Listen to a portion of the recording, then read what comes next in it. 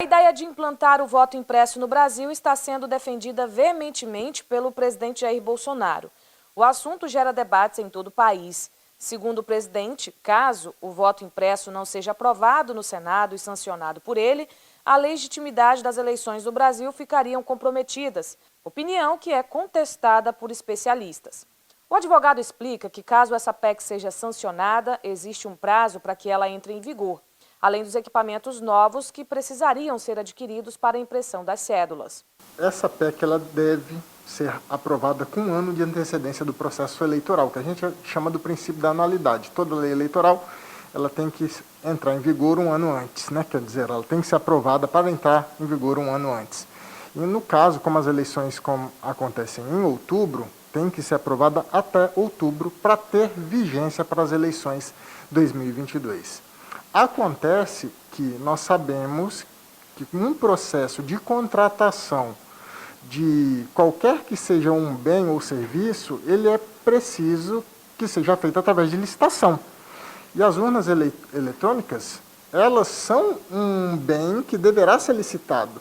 Uma licitação desse porte, calculando que cada urna varia em média em torno de $600, é um valor considerável. Se fala aí de 2,5 bilhões, né, o custo para a implementação do voto impresso. Então, não vai ser nada fácil de implementar para as eleições de 2022. O especialista frisou o ocorrido nas eleições dos Estados Unidos. O país é adepto ao voto impresso e teve que esperar vários dias até que a apuração fosse finalizada e o vencedor das eleições fosse anunciado. Para o advogado, isso seria uma regressão para o Brasil. Para quem já viveu na prática essa modalidade da votação através de cédula, né, sabe-se que, a depender do tipo de eleição, demorava-se meses. O modelo americano está aí. Vocês viram o que aconteceu nas últimas eleições. No Brasil não era diferente. No início da década, até o início da década de 90, nós estamos falando de 25 anos, quando foi, em 96, foi implementada a urna eletrônica, ela veio a valer em todo o território nacional no ano de 2000. Então, nós estamos falando aí de aproximadamente 25 anos de urna eletrônica. Antes disso, o voto ele era através de cédula e demorava-se semanas e até meses para apuração. Para se ter ideia, na eleição de 1994, no estado do Rio Grande do Sul, foram pedidos 8.000 pedidos judiciais de retotalização. Isso trouxe um imbróglio de apuração para a eleição daquele ano imensurável. Imagina todos esses transtornos novamente, caso seja feito o questionamento da lisura do pleito. Para ser aprovada, a PEC ainda vai passar por muitas sessões. Foi instalada, depois de passar pela CCJ, a comissão especial. Essa comissão especial ela tem 40 sessões. Após a aprovação, o parecer favorável, vai ser remetido a plenário, né? O plenário da Câmara, nós estamos falando de Câmara ainda, a Câmara vai precisar de aproximadamente, se eu não estou enganado, 308 deputados estaduais, que é 3/5, maioria absoluta, né? Votado em 2 turnos, às 40 sessões, um interstício de 5 sessões, e novamente é votado em segundo turno, no mesmo número de votos, um mínimo de 3/5. É enviada para o Senado, e lá no Senado, após o parecer da CCJ, já não tem comissão especial, mas tem a CCJ, ela vai precisar de um mínimo de 60% dos deputados. Nós estamos falando aí em 81 senadores, 81 senadores, nós estamos falando de aproximadamente 60%, vão dar 49 senadores. Ok. Bom, tá aí. E agora já começo a ouvir aqui os nossos convidados. Herbert Lins. Boa noite. Vamos falar a respeito dessa fala. Hoje conversei um pouquinho com você, você disse que a urna, essa urna que nós estamos usando na atualidade, ela também pode ser auditável, não é isso? Edivaldo e quem nos assiste em casa e aqui os demais convidados, desde que a urna eletrônica surgiu no Brasil, e principalmente as primeiras urnas em fase de teste, e que depois todo o sistema eleitoral ele foi modernizado com a urna eletrônica, eu sou da opinião de Leonel Brizola, lá atrás, que ele dizia que a urna tinha que ter a impressora acoplada, que tinha que ter o voto impresso, né, e que o voto pudesse ser recontado de forma impresso. Pronto, esse é meu ponto de vista. Desde que surgiu a urna eletrônica, eu defendo esse ponto de vista. Um ponto de vista, inclusive, que era uma das bandeiras de Leonel Brizola, né? Então, assim, é o único ponto também que eu concordo com o presidente Jair Bolsonaro, não tem outro ponto, que o voto possa ser impresso e depois auditável. Isso não quer dizer que a urna, né, não seja auditável. A urna é sim auditável, né? Então, eu vou deixar para que o nosso advogado, o ex-juiz Loura Júnior, nos explique aqui como é que a urna ela é auditável, mas a gente tem conhecimento que ela é auditável, a gente que já acompanha desde adolescente, né, os processos eleitorais.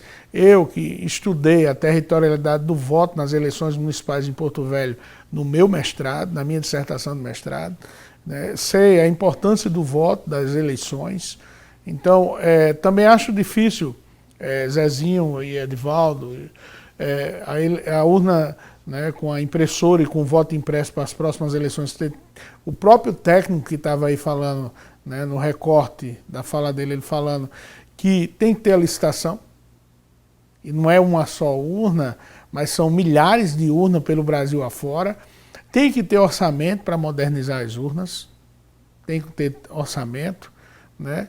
E assim, eu acredito que o brasileiro, ele ainda está aprendendo a conviver, Zezinho e Edivaldo, com uma democracia representativa, né? A fala do Bolsonaro, então, que não vai ter eleição se não tiver a urna. É uma frase golpista de uma pessoa antidemocrática que não respeita a Constituição e que só isso já dá, entendeu? Se nós tivéssemos um Congresso de vergonha e altura do destaque que é o Brasil na economia internacional, é o que eu estava lhe falando hoje, Edivaldo. Deixa eu só corrigir a nossa fala de manhã. Uhum. O Brasil é o primeiro PIB da América Latina. Nós somos o primeiro PIB da América Latina, não é? Nós somos uma economia de grande importância, nós somos uma potência regional em termos de América do Sul. Então, um presidente com vocabulário chulo, que não se dá o respeito, que não se porta à altura do cargo, é vergonhoso para a nossa nação. E o Congresso Nacional, pior ainda, porque ele é a cara de quem elegeu ele. É um Congresso Nacional de barganha, de leis causuísticas. Você veja, o nosso país, na minha dissertação de mestrado, doutor Loura Júnior, eu falo lá que é uma vergonha o Brasil não tem um código eleitoral estável. A cada eleição se mudam as regras de acordo com a conveniência daqueles deputados e senadores que estão no Congresso Nacional que desejam se perpetuar no poder, ficar no poder. E vamos falar sobre essa mudança. E você, eleitor, você não vai você sai de casa para votar e votar nos mesmos. Que lá estão fazendo leis causuísticas. Ok. Vou ouvir agora o doutor Loura Júnior. Doutor Joaci. Boa noite de novo, Edivaldo, a todos. Eu concordo com o Herbert de que há, né, auditabilidade nas urnas eletrônicas, né? Há uma bravata, né, que foi,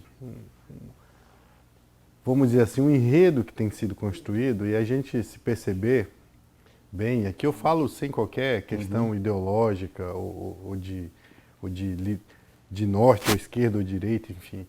Mas esse discurso do voto impresso, ele ganhou muito mais, vamos dizer, muito mais eloquência pelo presidente de quando a CPI foi instalada. Isso é para mudar o foco, isso é para, de alguma forma, a CPI, é uma CPI que não vale nada, mas certamente está deixando o presidente incomodado, isso é fato. Então ele precisa criar uma cortina de fumaça para chamar a atenção daqueles que o seguem para isso. Isso é fato, esse é o ponto.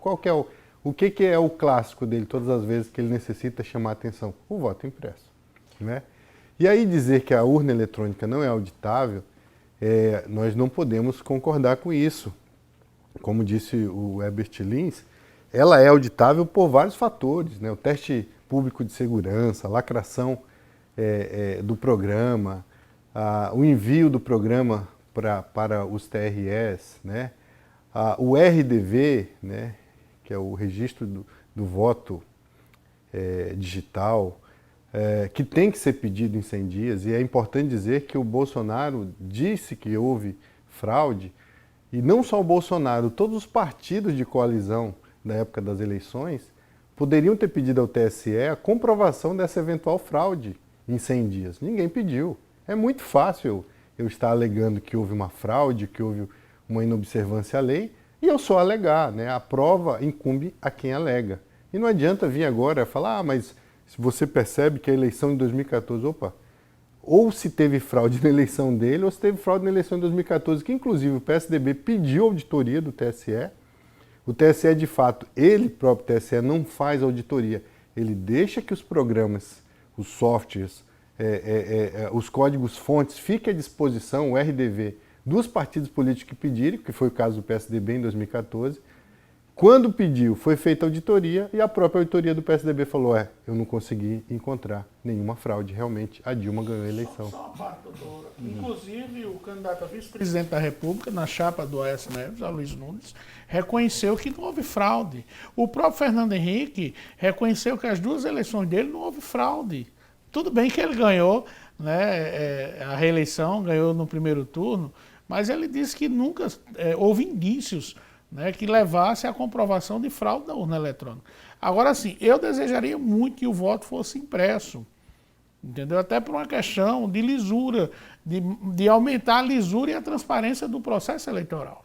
A única coisa que, por exemplo, eu também não sou contra de uma maior transparência. Eu já vim aqui algumas vezes e falei disso. Eu acho que o TSE, a Justiça Eleitoral, peca em se fechar e dizer que é infalível, é quase infalível o sistema. Não, também não é assim. Nós precisamos dar ao eleitor, ao cidadão, essa confiabilidade, porque hoje o discurso de que o voto, de que essa eleição é fraudulenta, está ganhando corpo, né? E aí não adianta, porque eu vi um vídeo na internet, porque eu vi... No nosso regime democrático de direito, não se prova aquilo que não se está num processo judicial. E só quem pode fazer isso é o Poder Judiciário. E não há, até hoje, nenhum indício de fraude nas urnas comprovado pelo Poder Judiciário. Agora, o voto tido como auditável e impresso, ele seria uma auditabilidade, uma auditoria ao final. E uma auditoria, para quem lida com auditoria, sabe que a auditoria ela não é só um passo. Elas são vários fatores conjugados, que juntos dão a dimensão a quem está pedindo auditoria de que aquela situação é ou não válida. E, a meu sentir, o voto impresso, ele traz vamos dizer, uma fragilidade. Porque depois, quem é que vai guardar esses votos impressos? Depois, enfim, várias situações que a gente pode discutir depois em relação já do voto impresso, voto físico, como é que vai ser guardado isso.